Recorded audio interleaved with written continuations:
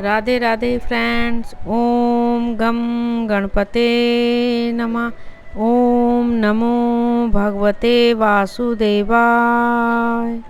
श्रीमद् भगवत गीता दूसरा अध्याय सांख्य योग का महात्म्य, जिसको सुनने और पढ़ने से सभी पापों से मुक्त हो जाते हैं।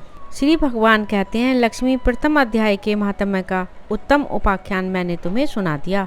अब अन्य अध्यायों के महात्म्य श्रवण करो। दक्षिण दिशा में वेद वेता ब्राह्मणों के पुरंदरपुर नामक ग्राम में श्रीमान देव शर्मा नामक एक विद्वान ब्राह्मण रहते थे।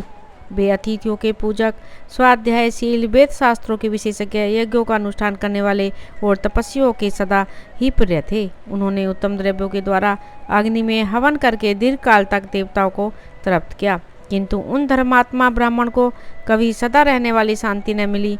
वे परम कल्याण में तत्व का ज्ञान प्राप्त करने की इच्छा से प्रतिदिन प्रचुर सामग्रियों के द्वारा सत्य संकल्प वाले तपस्वियों की सेवा करने लगे। इस प्रकार शुभ आचरण करते हुए उन्हें बहुत समय बीत गया। तदंतर एक दिन पृथ्वी पर उनके समक्ष एक त्यागी महात्मा प्रकट हुए। वे पूर्ण अनुभवी, आकांक्षा रहित, नासिका के अग्रभाग पर दृष्टि रखने वाले तथा शांत चित्त थे। निरंतर परमात्मा के चिंतन में संलग्न हों वे सदा आनंद विभोर रहते थे। देव शर्मा ने उन नित्य संतुष्ट तपस्वी को शुद्धभाव से प्रणाम किया और पूछा, महात्मन, मुझे शांतिमय स्थिति कैसे प्राप्त होगी? तब उन आत्मज्ञानी संत ने देव शर्मा को सोपुर ग्राम के निवासी मित्रवान का, जो बकरियों का चरवाहा था, परिचय दिया और कहा, वही तुम्हें उपदेश देगा। यह सुनकर देव शर्मा ने महात्मा के चरणों की वंदना की और समृद्धिशाली सोपुर ग्राम में पहुंचकर उसके उत्तर भाग में एक विशाल वन देखा। उसी वन में नदी के किनारे एक शिला पर मित्रवान बैठा था। उसके नेत्र आनंद तिरेक से निश्चल हो रहे थे। वे अपलक दृष्टि से देख रहा था। वह स्थान आपस का स्वाभाविक बैर छोड़कर एकत्रित हुए परस्पर विरोधी जंतुओं से घिरा था। वहाँ उद्यान में मंद मंद वायु चल रही थी। मृगों के झुंड शांत भाव से बैठे थे और मित्रवान दया से भरी हुई आनंदमयी मनोहारिणी दृष्टि से पृथ्वी पर मानो अमृत छिड़क रहा था। इस रूप में उसे देखकर देव शर्मा का मन प्रसन्न हो गया। वे उत्सुक होकर बड़ी विनय के साथ मित्रवान के पास गए। मित्रवान ने भी अपने मस्तक को किंचित नवाकर देव शर्मा का सत्कार किया। तदंतर विद्वान देव शर्मा अनन्य चित्त से मित्रवान के समीप गए और जब उसके ध्यान का समय समाप्त हो गया, उस समय उन्होंने अपने मन की बात पूछी। महाभाग, मैं आत्मा का ज्ञान प्राप्त करना चाहता हूँ। मेरे इस मनोरथ की पूर्ति के लिए मुझे किसी ऐसे उपाय का उपदेश कीजिए जिसके द्वारा सिद्धि प्राप्त हो चुकी हो। देव शर्मा की बात सुनकर मित्रवान ने एक क्षण तक कुछ विचार किया। उसके बाद इस प्रकार कहा, विद्वान, एक समय की बात है, मैं वन के भीतर बकरियों की रक्षा कर रहा था। इतने में ही एक भयंकर व्याघ्र पर मेरी दृष्टि पड़ी, जो मानो सबको ग्रस लेना चाहता था। मैं मृत्यु से डरता था, इसलिए व्याघ्र को आते देख बकरियों के झुंड को आगे करके वहां से भाग चला। किंतु एक बकरी तुरंत ही सारा भय छोड़कर नदी के किनारे उस बाग के पास बेरोक टोक चली गई। फिर तो व्याघ्र भी द्वेष छोड़कर चुपचाप खड़ा हो गया। उसे इस अवस्था में देखकर बकरी बोली, व्याघ्र, तुम्हें तो अभिष्ट भोजन प्राप्त हुआ है।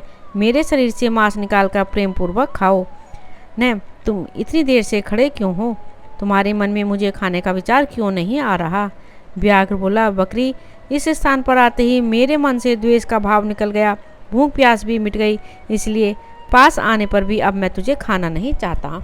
व्याघ्र के यूं कहने पर बकरी बोली, न जाने मैं कैसे निर्भय हो गई हूँ। इसका क्या कारण हो सकता है? यदि तुम जानते हो तो बताओ। यह सुनकर व्याघ्र ने कहा, मैं भी नहीं जानता। चलो सामने खड़े हुए इन महापुरुष से पूछें। ऐसा निश्चय करके वे दोनों वहाँ से चल दिए। उन दोनों के स्वभाव में यह विचित्र परिवर्तन देखकर मैं बहुत विस्मय में पड़ा था। इतने में उन्होंने मुझसे ही आकर प्रश्न किया। वहाँ वृक्ष की शाखा पर एक बानरराज था। उन दोनों के साथ मैंने भी बानरराज से पूछा। विप्रवर, मेरे पूछने पर बानरराज ने आदरपूर्वक कहा, अजापाल, सुनो, इस विषय में मैं तुम्हें प्राचीन वृत्तांत सुनाता हूँ। यह सामने वन के भीतर जो बहुत बड़ा मंदिर है, उसकी ओर देखो। इसमें ब्रह्मा जी का स्थापित किया हुआ एक शिवलिंग है। पूर्व काल में यहाँ सुकर्मा नामक एक बुद्धिमान महात्मा रहते थे, जो तपस्या में संग होकर इस मंदिर में उपासना करते थे। वे वन में से फूलों को संग्रह कर लाते और नदी के जल से पूजने भगवान शंकर को स्नान कराकर उन्हीं से उसकी पूजा किया करते थे। इस प्रकार आराधना का कार्य करते हुए सुकर्मा यहाँ निवास करते थे। बहुत समय के बाद उनके समीप किसी अतिथि का आगमन हुआ। सुकर्मा ने भोजन के लिए फल लाकर अतिथि को अर्पण किया और कहा, विद्वान, मैं केवल तत्व ज्ञान की इच्छा से भगवान शंकर की आराधना करता हूँ। आज इस आराधना का फल परिपक्व होकर मुझे मिल गया, क्योंकि इस समय आप जैसे महापुरुष ने मुझ पर अनुग्रह किया है। सुकर्मा के ये मधुर वचन सुनकर तपस्या के धनी महात्मा अतिथि को बड़ी प्रसन्नता हुई। उन्होंने एक शिलाखंड पर गीता का दूसरा अध्याय लिख दिया और ब्राह्मण को उसके पाठ और अभ्यास के लिए आज्ञा देते हुए कहा, ब्राह्मण, इससे तुम्हारा आत्मज्ञान संबंधी मनोरथ अपने आप सफल हो जाएगा। यह कहकर वे बुद्धिमान तपस्वी सुकर्मा के सामने ही उनके देखते देखते अंतर्ध्यान हो गए। सुकर्मा विस्मित होकर उनके आदेश के अनुसार निरंतर गीता के द्वितीय अध्याय का अभ्यास करने लगे। तदंतर दीर्घकाल के पश्चात अंतःकरण शुद्ध होकर उन्हें आत्मज्ञान की प्राप्ति हुई। फिर वे जहाँ जहाँ गए वहाँ वहाँ का तपोवन शांत हो गया। उनमें शीत, उष्ण और राग द्वेष आदि की बाधाएं दूर हो गईं। इतना ही नहीं, उन स्थानों में भूख प्यास का कष्ट भी जाता रहा तथा भय का सर्वथा अभाव हो गया। यह सब द्वितीय अध्याय का जप करने वाले सुकर्मा ब्राह्मण की तपस्या का ही प्रभाव समझो। मित्रवान कहता है, बानरराज के यूँ कहने पर मैं प्रसन्नतापूर्वक बकरी और ब्याग के साथ उस मंदिर की ओर गया। वहाँ जाकर शिलाखंड पर लिखे हुए गीता के द्वितीय अध्याय को मैंने देखा और पढ़ा। उसी की आवृत्ति करने से मैंने तपस्या का पार पा लिया है। अतः भद्र पुरुष, तुम भी सदा द्वितीय अध्याय की ही आवृत्ति किया करो। ऐसा करने पर मुक्ति तुमसे दूर नहीं रहेगी। श्री भगवान कहते हैं, प्रिय मित्रवान के इस प्रकार आदेश देने पर देवशर्मा ने उसका पूजन किया और उसे प्रणाम करके पुरंदरपुर की राह ली। वहाँ किसी देवालय में पूर्वोक्त आत्मज्ञानी महात्मा को पाकर उन्होंने यह सारा वृत्तांत निवेदन किया और सबसे पहले उन्हीं से द्वितीय अध्याय को पढ़ा। उनसे उपदेश पाकर शुद्ध अंतःकरण वाले देवशर्मा प्रतिदिन बड़ी श्रद्धा के साथ द्वितीय अध्याय का पाठ करने लगे। तब से उन्होंने प्रशंसा के योग्य परम पद को प्राप्त कर लिया। लक्ष्मी, यह द्वितीय अध्याय का उपाख्यान कहा गया। राधे राधे। ओम नमो भगवते वासुदेवाय। मेरे इस चैनल को ज़्यादा से ज़्यादा सब्सक्राइब करें, लाइक करें और शेयर करें।